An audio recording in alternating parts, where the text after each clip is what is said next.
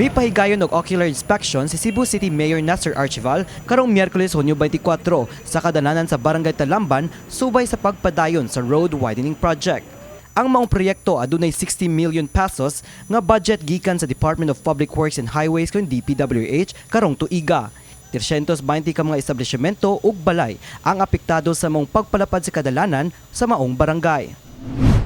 Dinhi sa Talamban gitakda nga bi-phase ang pagpatuman sa road widening project aron masiguro nga hapsay ang lot acquisition sa mga maapektuhan sa dagan sa trapiko.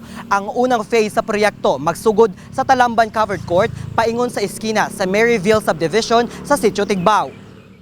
Sa unang hugna sa proyekto, moabot sa 80 ka mga establishmento ang apektado ug sa pagkakaron 30 ka mga house and lot ang on process nga kinahanglanon paliton sa gobyerno. Ang kasamtangang dalan sa Talamban nga naa sa 15 metros ang gilapdon, planong palapdan sa 20 meters ug mahimong 4-lane road nga adunay mga sidewalk ug drainage sa isig ka kilid. Si City Councilor Alvin Arcilia mipadangat nga usa sa mga hagit karon mao ang pagsaka sa appraisal rate sa mga luna. Gikan sa 6,000 per square meter ni atong una niyang pagpropose sa iyang milabay nga termino, karon midoble na kini og miabot sa 12,000 per square meter. Kung unsa ang gidakon ang karsada dito sa Talamban proper, mora po na itong dadon diri padung sa Pitos.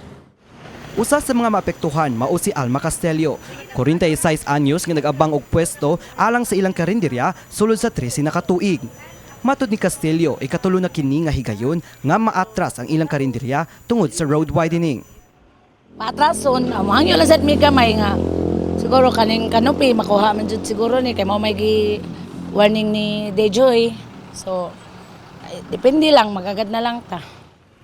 Dugang ni Castelio, bisan og niubos na ang ilang kita tungod sa nagpadayong mga trabaho sa dalan, andam siyang moantos kay nakita niya ang kamahinungdanon sa proyekto.